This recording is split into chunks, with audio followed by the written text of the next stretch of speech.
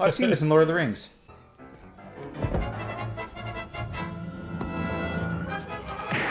Oh!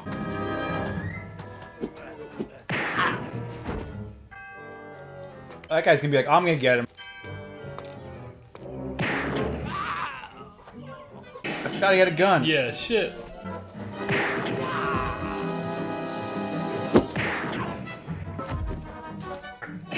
Dude, his hops are killing me.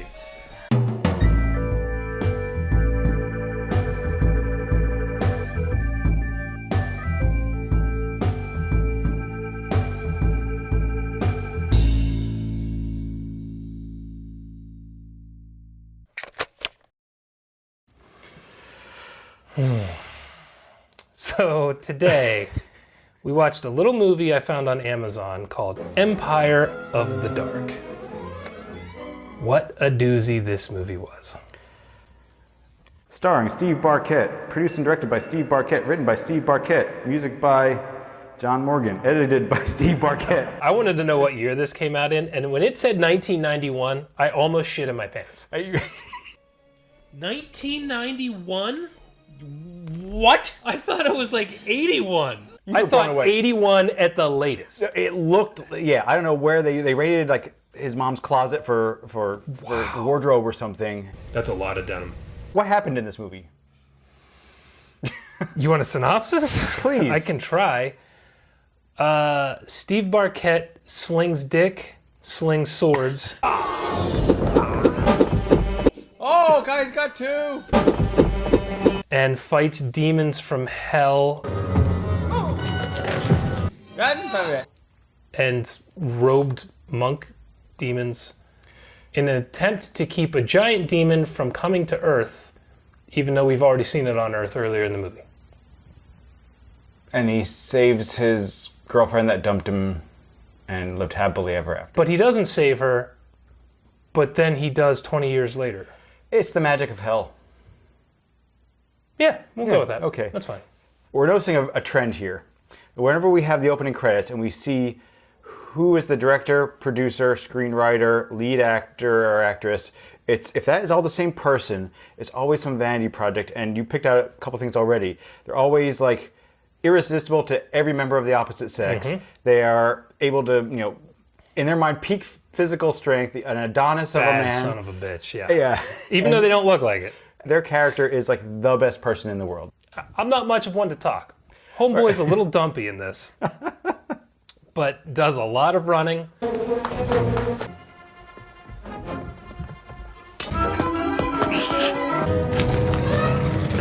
A lot of hopping. He really likes his hops. His little leap into hell.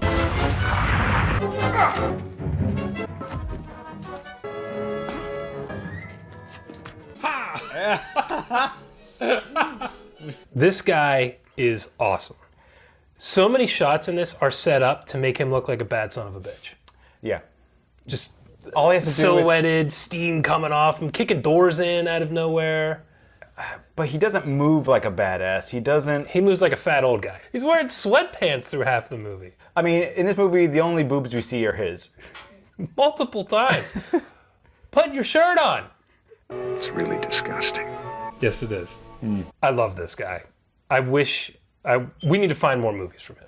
So he did another one where he did the same thing. He starred, it's like directed. Post-apocalyptic. Yeah, it's Aftermath? called The Aftermath. Yeah. Came out 8 years before this movie. It's on our list. Also stars Sid Haig. Damn it. I wish we'd watched that before. We ran into Sid Haig. Yeah, we did. Scares the Care, and we could have got his autograph on The Aftermath. We had a little Richard, what the hell's his name? Richard Harrison. Harrison. Yes. Scorpion Thunderbolt himself. Yes. Yes. For some reason, Joe Pilato's in this movie as an old man. But he's like 30. 40? Yeah. So why have you contacted the press at this time? No. Whoa. Is that a real old man?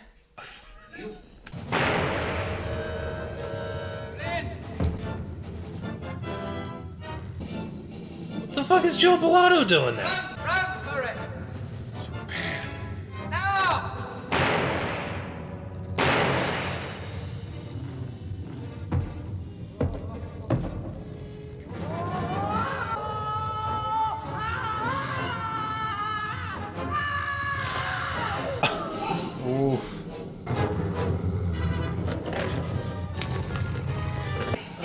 Jill Pilato's character again? He was like an old guy. Yeah, he just won't. I don't care. I'm telling you that you work with what you got.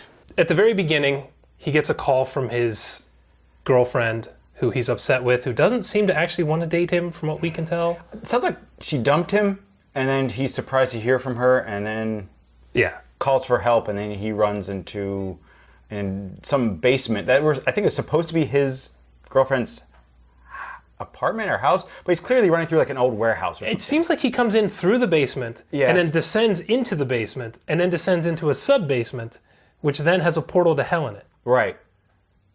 What? Yes. He fell. He definitely rolled his ankle on that. When he's in hell, the girlfriend is murdered by a cult. He grabs and rescues her infant child, gets out of hell, and then bam, 20 years later. And he's now a private investigator. No, he's now a bounty hunter. It's the dumbest scene. He's trying to sneak up on his, his prey, his bounty, in a brightly lit public grocery store. It's very Cobra-esque, actually. Oh, right? Not as well done. I'll blow this whole place up! Go ahead. I don't shot her. Hey, trooper!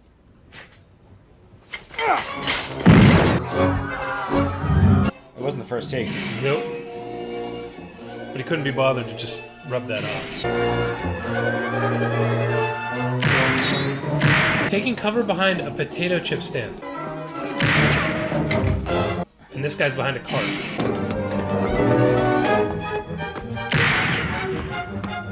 Watching this guy move around kills me. Skip. There's so much in this movie. We could do an hour episode. We're gonna have to truncate. All right. Because there's too much. Throw him over. Is he going over? Throw him over.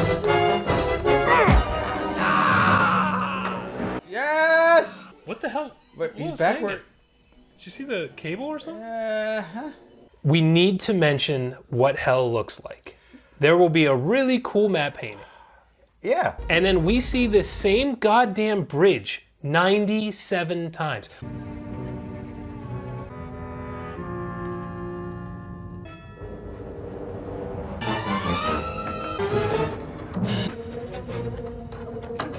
He's very proud of that shot. He's very proud of that bridge. We see it destroyed, and then we see it again. Oh, No, they broke the bridge. So apparently it's supposed to be running over multiple bridges? I think so. I thought they were just going back and forth across the same damn bridge. It's the same length. It's the same same shot.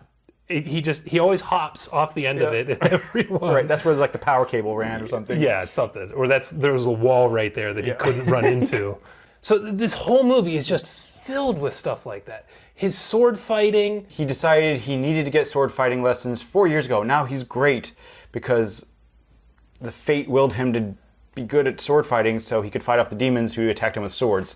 When he has a gun that we found that works just as well.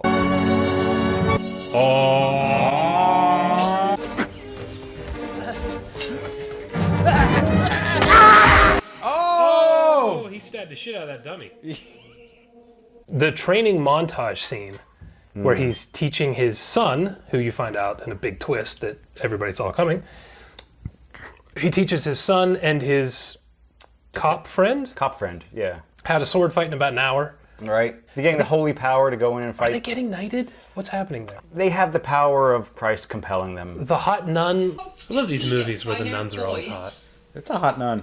Jeffrey was like has nothing whatsoever to do with Terry. That was a stroke of an edit. We didn't even mention the weird gay scene. Okay. By the fireplace, he's like touching the guy's leg for like one shot. Oh, that was a little weird. Like, what the hell is this? Angela's still alive, but I think she's trying to communicate with me through my dreams. What do you think this means? Dude, we got a comment on YouTube this morning with a guy asking if we were a gay couple. This, I can't wait. This has to be said right now. This movie was, as you guessed, Mom's house. made at Steve Barkett's mom's house.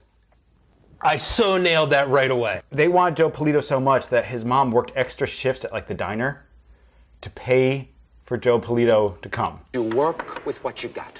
They made him walk around like his joints were calcified, and they just spray painted a little gray in his hair. I realized he passed this year in March. He did. So- We talked about it on my podcast. Good chick. Also, that wig you mentioned was his mom's late husband's toupee that they powdered and stuck on that poor actor's head.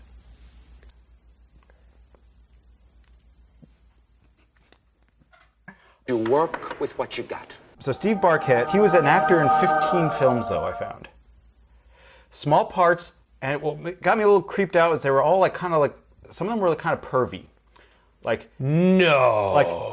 like the Bikini Murders 5 and like, 50-foot centerfold and stuff like this. They needed a doughy guy who's obsessed with the hot girl. And he played like cop number 4. Really shitting on this guy. I love this movie. The guy who played his son in the movie, this is his real son.